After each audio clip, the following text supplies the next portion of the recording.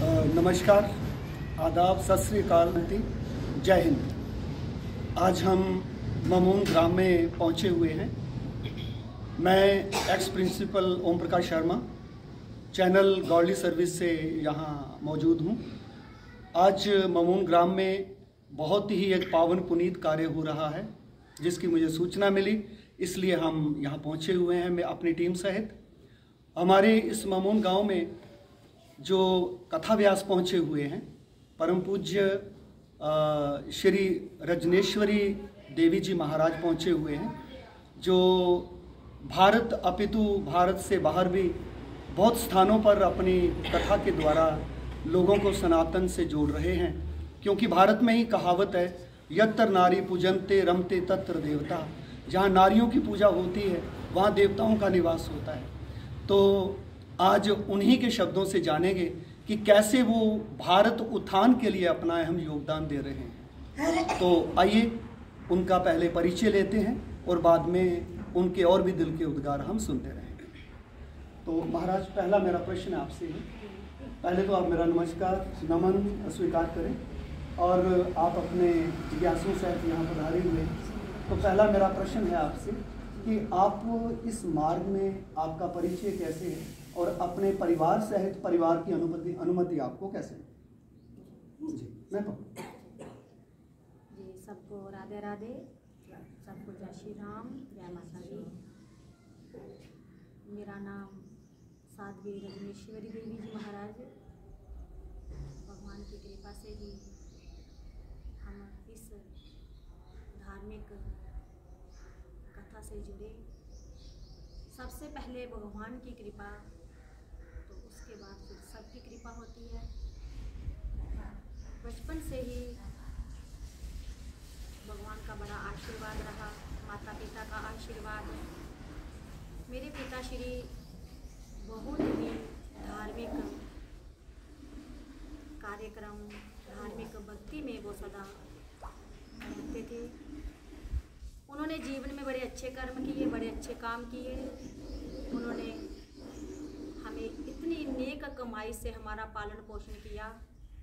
मेरे माता पिता के भक्ति के प्रभाव का ही ये फल है कि आज हम इस भक्ति मार्ग में जा रहे हैं, भक्ति से जुड़े हुए, सनातन से जुड़े हुए।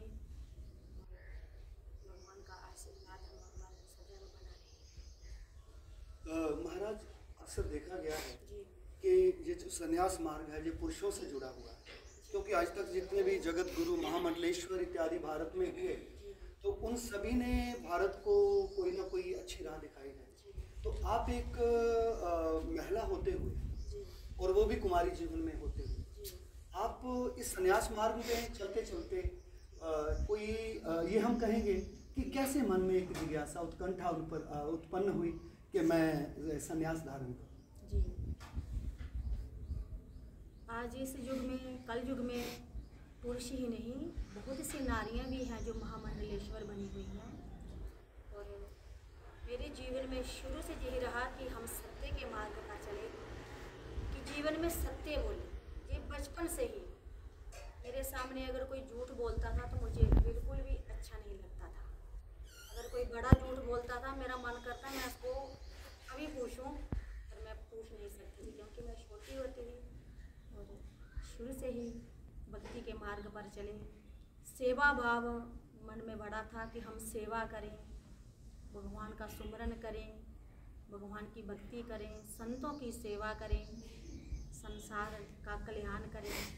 और बस यही सेवा, सुमरन, संतों की सेवा से ही आज हम जहाँ पहुँचे हैं। मेरा तो लक्ष्य ये नहीं था कि मैं संन्यास धारण करूँगी या कथावाचक बनूँगी, ये बिल्कुल भी मन में नहीं था। और जब भक्ति का मार्ग बनाया तो मेरे भगवान ने सन्यासी भी बना दिया और कथावाचक भी बना दिया। बहुत ही हर्ष की बात है कि महाराज जो हैं वो एक संन्यास भले किया है, लेकिन इस मार्ग पर वो बहुत ही हर्षित मुख से चल रहे हैं। बहुत ही उनका जो हम ये कह सकते हैं कि सुखी, संपन्न और शांति में जीवन लेकर के चल रहे हैं। और विशेष रूप से हम ये कहना चाहेंगे, कैमरामैन को मैं कहूँगा कि आप इनकी पूरे संगठन को एक बार हमारे दर्शकों को एक बार दिखा दें कि इनका संगठन जो इनके साथ जगह जगह पर, जिसको हम ये कहेंगे कि स्थान प्रति स्थान चलता रहता है, उनका एक अवलोकन इनको जरूर करवा दें कि कौन कौन इनके साथ चल रहे हैं। अगले प्रश्न की ओर आते हैं हम। भारत, जिसके लिए कहते हैं कि भारत देश की महिमा महान, जिसमें आते स्वयं भगवान, दुनिया का है ये तीर्थ स्थान और परम पिता का ये जन्म स्थान। ये ऐसा भारत है जो कहते कि अभिनंदन की भूमि है, ये वंदन की भूमि है, ये तर्पण की भूमि है, समर्पण की भूमि है। ऐसे भारत भूमि पर आप सनातन की ध्वजा लेकर चल रहे हो, तो सनातन सारथी होने के कारण, जहाँ सनातन धर्म से जुड़े होने के कारण, क्योंकि भगवत गीता में भी कहा भगवान ने कि हे अर्जुन, मैं अन्य सभी धर्मों का विनाशकार एक सत्य धर्म की स्थापना करने के लिए मैं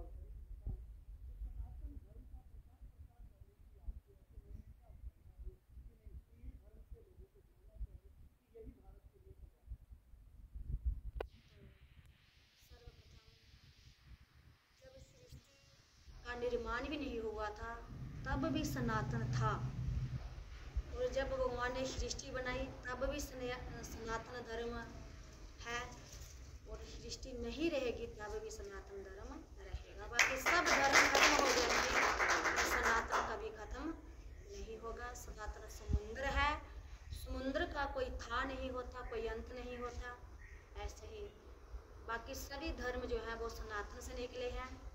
जैसे समुद्र से नहरें निकल सकती हैं, नहरें सूख सकती हैं, और समुद्र कभी नहीं सूखता। तो मैं सभी से यही प्रार्थना करूंगी, खासकर माता पिता से, कि वो अपने बच्चों की ओर विशेष ध्यान दें। आज इस कलयुग में बच्चे नशे का शिकार हो रहे, माता पिता का आदर सम्मान नहीं कर रहे, माता पिता का कहना नहीं मान रहे। तो इसमें गलती माता पिता की है, क्योंकि बचपन में वो बच्चों का ध्यान नहीं रखते, उनको खुला छोड़ देते हैं, उनको बाहर घूमने जाने देते हैं, मोबाइल हाथ में पकड़ा देते हैं। फिर वही बुरी आदतें उनको जीवन भर में लग जाती हैं। फिर वो बुरा संग करते हैं, बुरी संगत में पड़ते हैं, क्योंकि उनको समझ नहीं है। तो उनका मार्गदर्शन, शास्त्र कहता है कि गुरु प्रथम, माँ ही प्रथम गुरु है। सबसे पहले बच्चे की माँ ही प्रथम गुरु है। जब माँ ने बच्चे का कल्याण कर दिया तो फिर आगे चलकर वो शिक्षा में भी उसका कल्याण होगा, और आगे चलकर उसको जो गुरु मिलेगा जीवन में मार्गदर्शन करने वाला, वो भी अच्छा मिलेगा, और उसका जीवन सदैव अच्छा ही बनेगा। अगर माता पिता का बचपन में ही बच्चे के साथ उनका सहयोग रहा होगा, उनका आशीर्वाद होगा, तो बच्चा ठीक रास्ते पर चलेगा, उसका भविष्य बनेगा। महाराज, आप ठीक कह रहे हो कि आज की इस दुनिया में, कलयुगी दुनिया में, वो भी घोर कलयुगी दुनिया में सतमार्ग पे चलना थोड़ा सा मुश्किल हो जाता है। मुझे दो पंक्तियां याद आ रही हैं पंजाबी में। वो कहते इस दुनिया नूं की हो गया, पत्थर वर्गा जी हो गया, झूठ हर पासे गजदा रहिंदा, सच दा मूँह सी हो गया। इंसानियत हुण होई महंगी, इंसान दा मुल फ्री हो गया। कहने का मेरा मतलब यह है कि ऐसी दुनिया में ऐसे लोगों को आप क्या मैसेज दें? मैं यही मैसेज दूंगी कि अगर माता पिता का बचपन में ही अपने बच्चों पर हाथ है, वो देखेंगे कि हमारे बच्चे क्या कर रहे हैं, और जब माता पिता ने जीवन में बच्चों का बचपन से ही उनका सुधार कर लिया, जिस बच्चे का बचपन में ही सुधार हो गया, माता पिता ने उनको धर्म के साथ जोड़ दिया, परमात्मा के साथ जोड़ दिया, तो मैं जहाँ बैठकर ये पूरे दिल से कहती हूँ कि उस बच्चे का जीवन कभी भी खराब नहीं होगा। वो सनातन धर्म में रहेगा, क्योंकि वो किसी और धर्म में नहीं भटकेगा, और उसका जीवन बहुत ही अच्छा होगा। वो नशे का शिकार भी नहीं करेगा, बल्कि जब अगर माता पिता का आशीर्वाद होगा, उसका जीवन, उसका भविष्य, उसका जीवन जो है वो अच्छा रहेगा। भविष्य तो तभी बनता है जब हमारा बचपन अच्छा हो, जवानी में हम भगवान का नाम जपें। अगर जवानी में नाम जपेंगे, बचपन में जपेंगे, तो हमारा अंत समय बुढ़ापा भी अच्छा ही होगा। महाराज जी,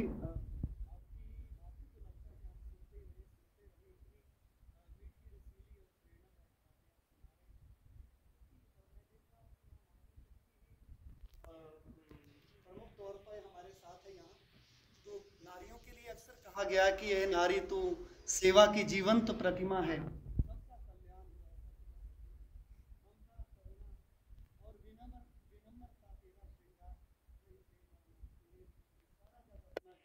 नारी तो सेवा की जीवंत प्रतिमा है। तो ऐसी नारियां जब भारत में, क्योंकि जब असुरों का बोलबाला हो गया इस धरा के ऊपर, तो शिव ने शक्तियां पैदा की, जो मैं समझता हूँ इस मजमून में वही शिव शक्तियां पधारी हैं। तो महाराज जी के साथ जो अन्य इनके सहयोगी हैं, मैं हमारे साथ इनके अनुज महाराज जी के नेहा बहन जी हैं, साथ नेहा पंगोत्रा जी, और वो भी अपने संगीतमय मंडल के साथ यहाँ पधारे हुए हैं।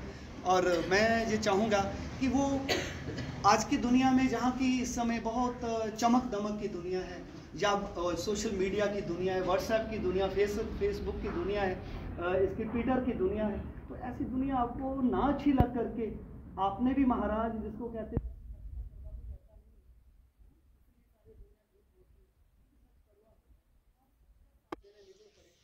थोड़ा सा आप हमारे दर्शकों को इसके बारे में बताएं। सभी को जय श्री राम। बचपन से ही घर से ऐसी प्रेरणा मिली है, क्योंकि हमारा घर में ऐसा ही माहौल रहा, भक्तिमय माहौल रहा, तो जिसकी वजह से आज मैं यहाँ पे हूँ। तो महाराज जी के शरणागत होकर मुझे बहुत ही आनंद है, बहुत कुछ सीखने को मिल रहा है यहाँ पे। तो सोशल मीडिया की आप बात कर रहे हैं, तो वो तो साइड पे ही रही, लेकिन जो आनंद यहाँ पे है, प्रभु नाम में है, वो कहीं नहीं मिल सकता। तो बस इन्हीं की प्रेरणा से, भगवान की प्रेरणा से, माता पिता की प्रेरणा से आज मैं यहाँ पे हूँ। और भगवान गुरुदेव के चरणों में मैं यही विनती करूँगी कि सदैव यहाँ पे मन लगाए रखे मेरा, और किसी भी विकारों में मुझे ना पड़ने दे। बहुत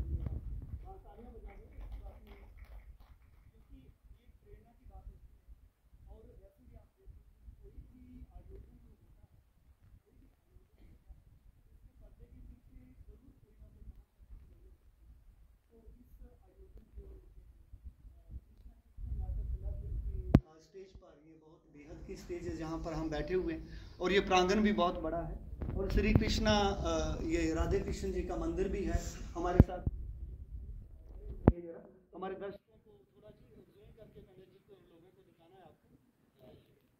ये देखिए, ये जो दिखा रही है, ये हमारे कन्हैया जी के लिए हमारी कथा में, जैसा कि विदित है कि ये भी काफी साथ खड़े हैं। हाँ, मैं आयोजकों में, क्योंकि मुझे मालूम पड़ा है कि हमारी बहनों ने किया है, तो आयोजकों में कोई जरूर इसके बारे में कि उनके मन में, जबकि दुनिया के अंदर आज दुनिया है, वैर विरोध की दुनिया है, और ये एक सत्य को, इस उसका प्रचार प्रसार करना, सनातन का प्रचार प्रसार करना है, उसके बारे में आयोजकों में से कोई एक बहन वो आकर के कि हमारे मन में कैसे आया, वो ये जरूर बताएंगे।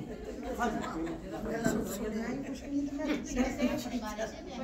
जी, आपने महाराज जी को निमंत्रण दिया जी, महाराज जी को सदा दिया ना।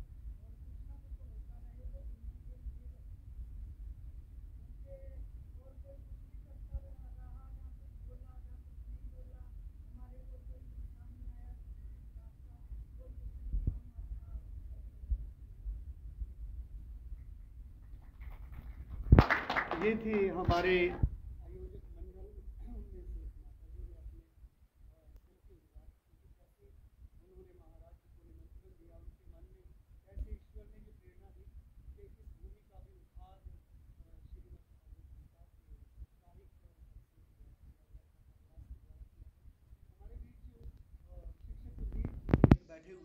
मैं जी चाहूँगा सिर्फ 2 शब्दों में, ज़्यादा नहीं, 2 शब्दों में कि आज युवाओं को थोड़ी, क्योंकि आप शिक्षित हैं और युवाओं से जुड़े हुए, तो आप भी युवाओं को संदेश इस माध्यम से कि आध्यात्मिकता कितनी ज़रूरी है बच्चों के लिए, वो आप संक्षेप।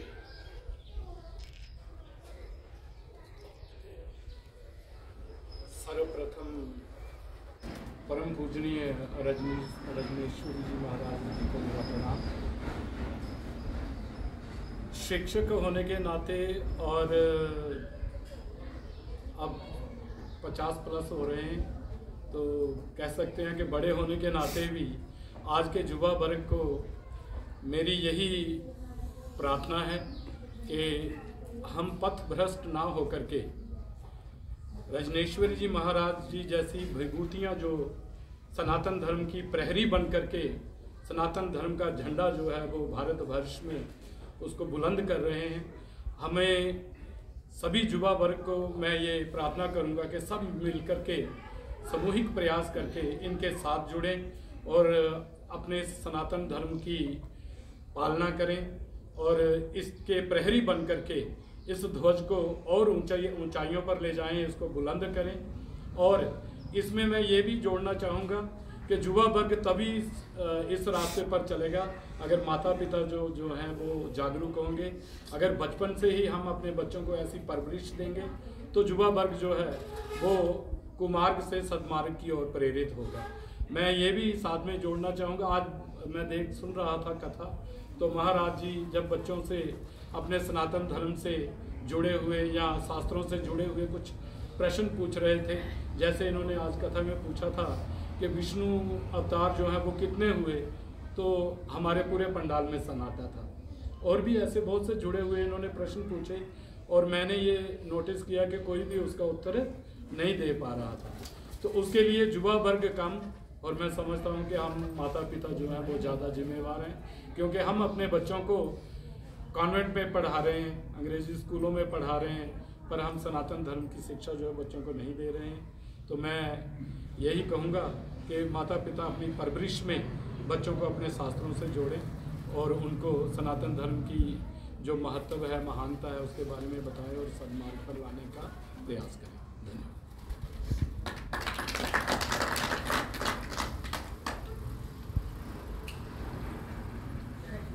सर्वप्रथम महाराज रजनीश्वरी उनके चरणों में प्रणाम करता हूँ और भगवान से ये प्रेरणा करता हूँ कि जैसे मैं सेवा का काम, अलग अलग डिपार्टमेंट होते हैं, तो मुझे लगता है कि मेरे हिस्से में सेवा का काम भगवान ने मुझे दिया हुआ है। मैं बहुत छोटा था तो माता जी के साथ ब्रह्मा कुमारी आश्रम में जाता था, तो माता भी मेरे को लेके जाती थी।